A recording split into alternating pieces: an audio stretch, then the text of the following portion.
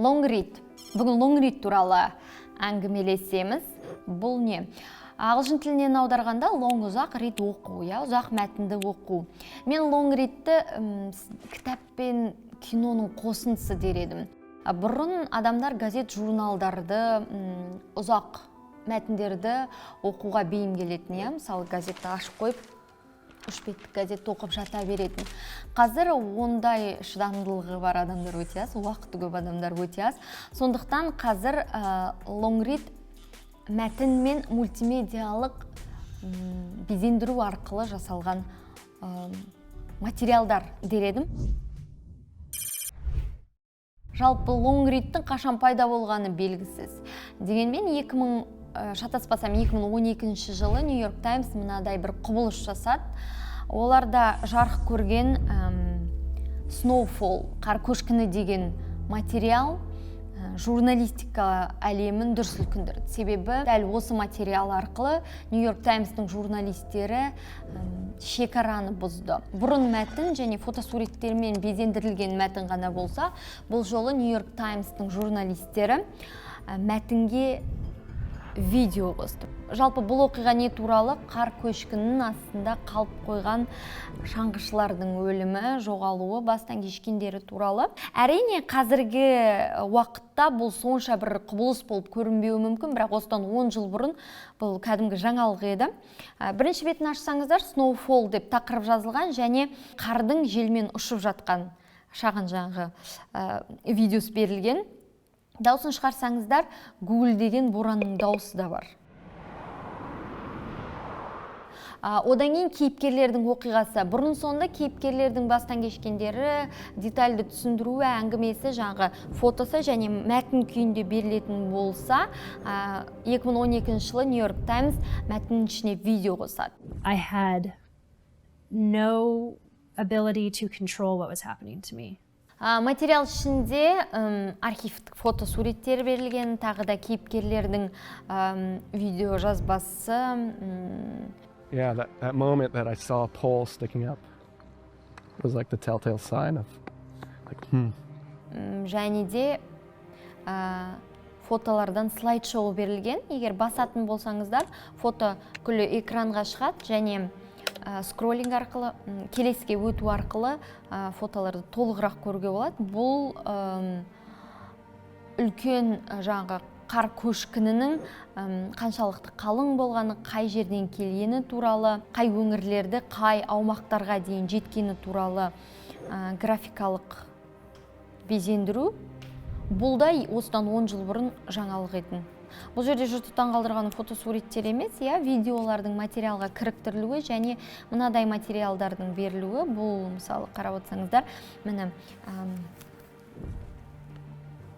жаңағы сноубордистердің қай жерде жоғалғаны, қандай поинттар арқылы өткені, осының барлығы графикалық мынадай безендіру арқылы берілген. Яғни адам тек қана бұны оқып қоймай, көз алдына елестету, дауысын есту арқылы сноубордистердің бастан кешкенін қоса бастан кеше алады. Бұл long-readтің басты мақсаты тек қана құрғақ мәтінмен оқу емес, кәдімгідей адамдарды сол атмосфераға енгізу.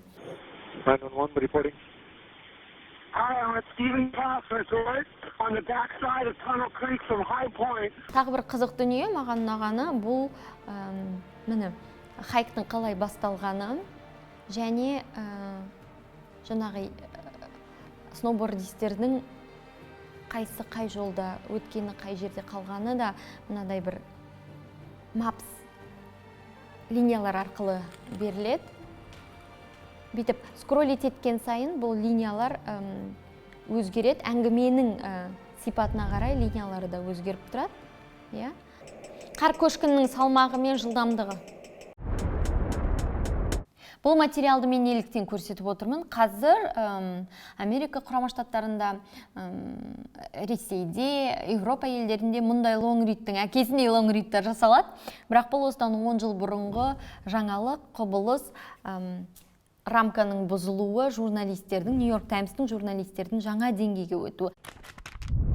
Лонгрид деген қызық екен, күшті екен, мен де жасағым келеді деп қызығып отырсаңыз, лонгридті қалай жасаймыз? Лонгридтің бір ерекшелігі максималды дайындықпен барылуы тиіс, себебі бұл топтық жұмыс. Бұл жерде бір адам жұмыс істей алмайды. Бұл кәдімгі осы картаны жасайтын бөлек адам, графиканы жасайтын бөлек адам, фотоға түсіруші, видеоға түсіруші, журналист, жазатын адам бөлек адам. Кәдімгідей 10 шақты адамға дейін баратын топтық жұмыс, сондықтан бұл барынша жүйеленген жұмыс болу керек. Сондықтан бірінші идеяны ойластырамыз. Идеяны сценарий етіп, сценарий толығымен жазылады, содан кейін команда жиналады.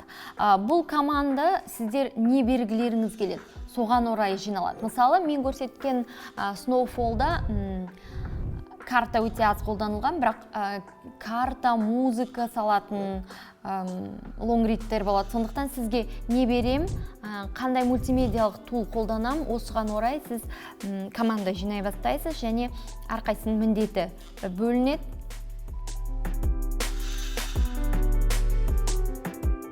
Және айта кететін жайт, лонгридтар көбінесе материал болып емес, кәдімгідей жоба болып жүзеге асады. Бұл кәдімгідей бөлек жоба, бөлек қосымшаларда, бөлек бағдарламаларда жасалатын жоба. Осы жобаның жоспары жасалады. Одан кейін кәдімгідей материал жасауға кіріседі, оқиға орнына бару.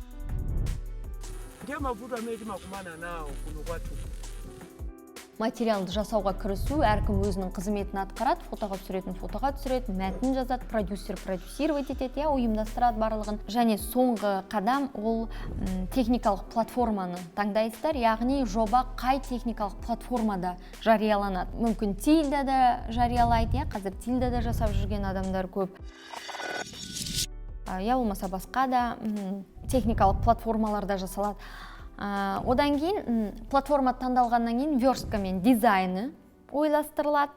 Верстка мен дизайнында тек қана фотографтар, дизайнерлер, видеографтар қатысу тиіс деген сөз емес. Мәтін жазушы, редактор бүкіл команданың басы болып, әр мәтіннен кейін қандай визуалды саппорт дейді, визуалды қосымша қажет екенін командаға айтып отырады. Сондықтан верстканың жасалуы тікелей редакторға, тілшіге байланысты. Тағы бір мәселе, лонгридтің басқа жанрлардан ерекшелігі, сіз лонгридті түрлі девайстарда тексеруге міндеттісіз. Себебі лаптопта, мынадай ноутбукта басқаша көрінген лонгрид, ол ұялы телефонда тіпті басқаша көрінуі мүмкін, үлкен экранда басқаша көрінуі мүмкін. Сондықтан жарияламас бұрын материалыңызды түрлі девайсты тексеріп, қаншалықты қай жер қиылып қалды, шеті бар, түсіп қалды деген сияқты моменттерді реттеуге тиіссіз. Чернобыль туралы «Земля отчуждения» деп аталады. Маған ұнағаны бірінші фотосуреттің терезенің бер жағынан жасалған фотосурет. Және бұл бірден, мынадай бір звукын қоссаңыз.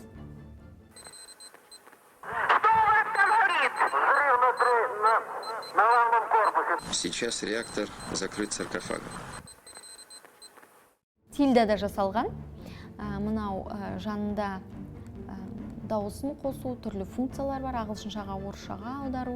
Адамдар ұзақ мәтінді оқымайды деп топшылауға болады. Дегенмен қазір ақпараттың өте көп заманында адамдар ақпаратты да сүзгіден өткізіп үйренді. Сондықтан лонгридтің маңыздылығы бұл адамдардың ішін пыстырмау арқылы өте маңызды материалдарды, мультимедиалық құралдар, түрлі тулдарды қолдану арқылы ұзақ 2000 сөзден астам жаңғы материалда соңына дейін оқып шығу, яғни осы материалдан кейін адам қандай да бір сала, қандай да бір оқиға жайлы толық түстікте болады. Және мұндай лонгридті оқушылар саны жылдан жылға артып келе жатыр. Бізде де көбейеді деген сенімдемін. Алдарыңызда тегін ақылы бағдарламалар, осы бағдарламаларды өздеріңіз YouTube арқылы игеріп, кез келген лонгридті бүгін ақ бастап жасап кете аласыз. Менде әзірге осы. Сау бол.